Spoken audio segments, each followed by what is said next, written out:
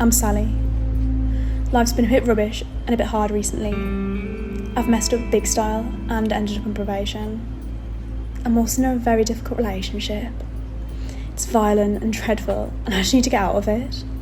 If only I could. I've been with this guy for 12 years. People say, why don't you just leave?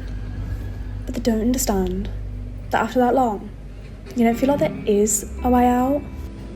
Everything I did, everywhere I went, came back to him. I was scared all the time. Scared of what he'd do if I tried to leave. Scared of starting over. Scared of being on my own. I'm Hayley, and I'm a support worker for the Changing Lives Breathe Easy project. I've just been in touch with a woman who's currently on probation and might benefit from our support, so I've set up some meetings to see if we can help. I'm just expecting her for the first one, but she seems to be running a bit late. I'm sure she's probably just a bit scared and nervous, but I'm starting to get worried that she's not going to come. The abuse was constant. It wasn't just the violence, though there was a lot of that. It was knocked most of my teeth out. I didn't have my own money. I didn't have my own bank account.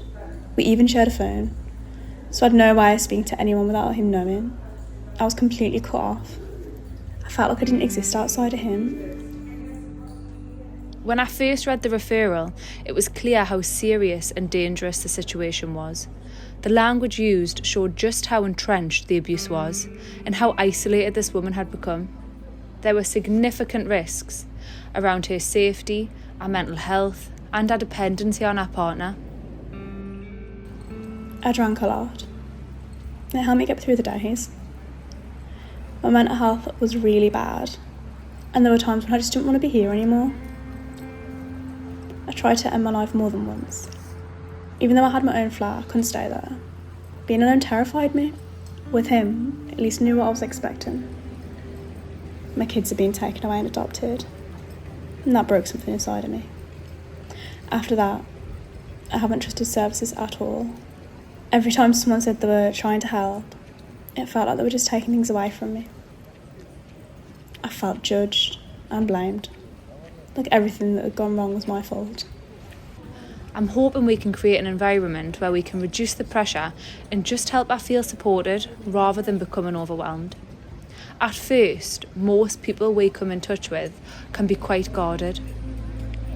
Some days I felt as if I was invisible to everyone else, and the world was all distorted and crazy. My mind was all mixed up and nothing made sense. I felt alone, and I had no idea what to do or where to go. It was like having a huge weight on my shoulders, with all the stress, abuse, fear and trauma. I felt completely trapped and unable to function.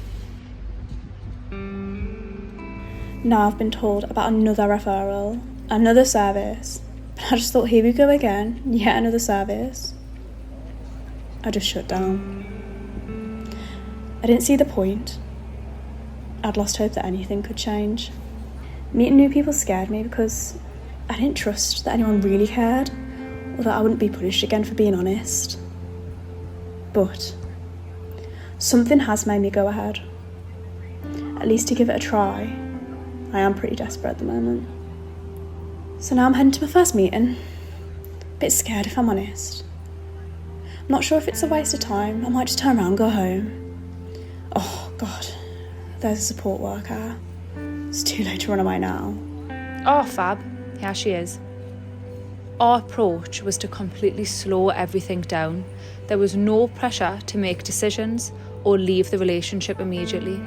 The focus was purely on listening to her, validating our experiences and helping her feel believed.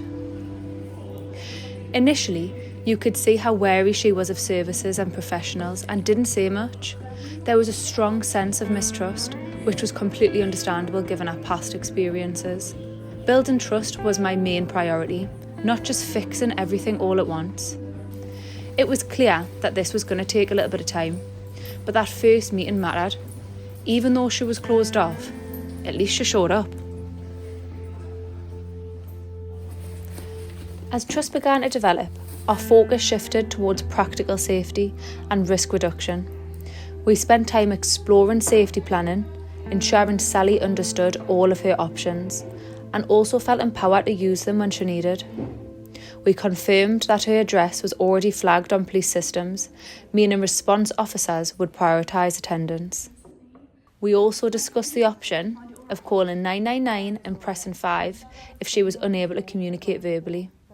We were able to provide her with a safe phone, removing her reliance on the shared device with her partner.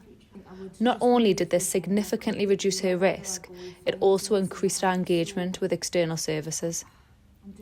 A safe word was also agreed and shared with relevant professionals, enabling Sally to discreetly signal when she was unsafe or unable to speak freely. And throughout this period, myself and the probation officer worked deliberately to create a safe, non-judgmental and cathartic environment. This approach allowed Sally to disclose openly and begin to rebuild that trust with professionals. The impact of this was evident when just 2 days later, after our initial appointment, she contacted me following another serious assault and stated that she felt ready to leave the relationship. I was able to provide Sally with a Wish You Well pack, which is a specific support that Breathe Easy can offer, which contains essential items for individuals fleeing domestic abuse. I also liaised with the police regarding the assault and supported Sally throughout that full process.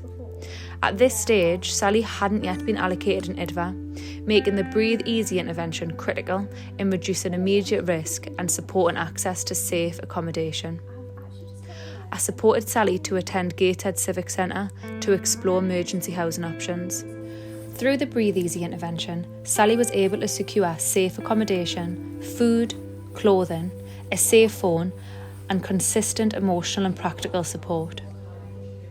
These interventions were key in stabilising Sally's situation at a point of acute risk.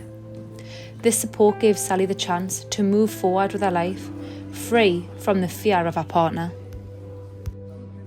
I feel so much better now, and a whole lot safer.